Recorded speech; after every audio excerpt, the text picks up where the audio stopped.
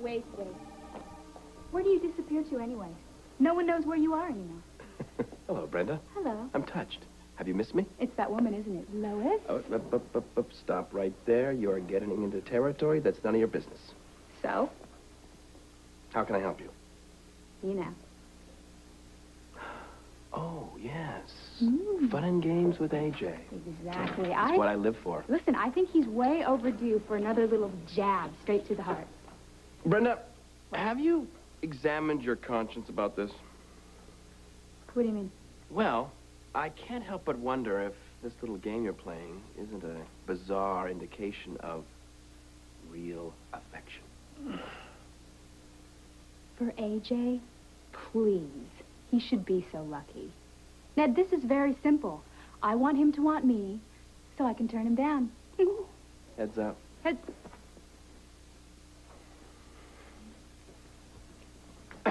Subtle, guys. Real subtle. Oh, AJ, how embarrassing. Now, I'm sorry to break up this little party, Ned, but we do have a hotel to run, huh? You are so bad. AJ, where the hell have you been? I've been taking care of business, Ned. ELQ business. Really? Yeah. Well, since when have you been involved with ELQ business? Well, Ned, if you'd stick around, you could catch up on all the little happenings here.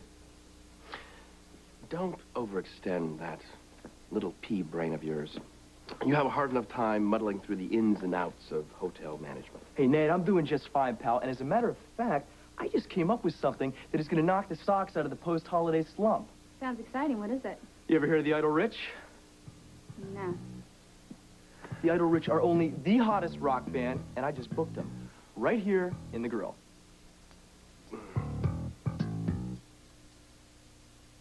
In the Grille? That's a terrible idea. No, it's not.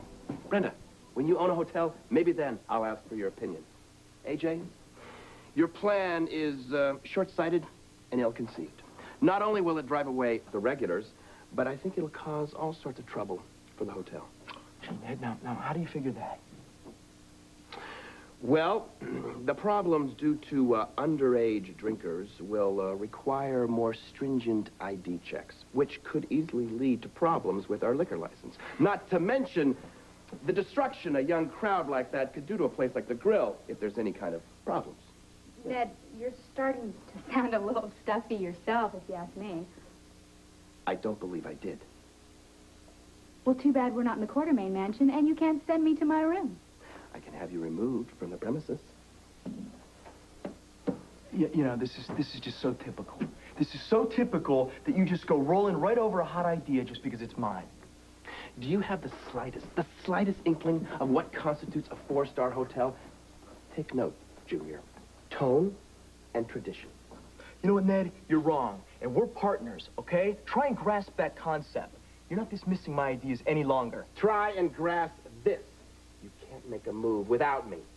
May I say something here? No! Shut up. What the devil is going on? I could hear you clear down the other wing. Grandfather. Don't grandfather me. I want to know the meaning of this open warfare in the middle of my hotel.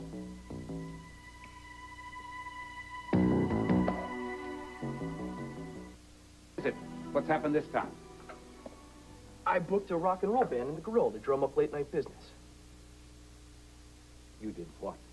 Junior here doesn't seem to realize the class of people that the Grille caters to, or the number of high-powered stuffed shirts, as he calls them, that we'd be sending away in droves. If you'd like an objective... Wait a second. Listen to me. Now, rock and roll, it's the soundtrack of a generation that came to age in the 60s. How old do you think these people are now? What's your point? My point is that rock and roll is not exclusive to 18-year-olds. Well, then they'll have to hear it somewhere else, because it isn't going to happen here. Not while I'm alive and breathing on this earth. Rock and roll in the Port Charles Hotel. That's absurd. I'm disappointed in you. You use your head next time. Use your head. Words to live by, Cub Scout. Brenda, call you later. Hey, that was tough. Well, let me tell you what. It's all in a day's work at the Port Charles Hotel. I think it was a terrific idea. I do. You just tried to sell it to the wrong people, that's all. That sounded like you were on my side there for a second. Well, I don't hate everything about you, just your condescending attitude towards women in general. Me, in particular. Well, maybe this is one woman I've misjudged then. Why, A.J. Quartermain, did you just hear yourself? I do believe you just called me a woman. That was a slip of the tongue. I didn't. That was not. You meant it. I didn't. You think I am, don't you? No, Come on, no, admit come on, it. no, Yes, you do. Come on. Stop it, Brenda. Come on.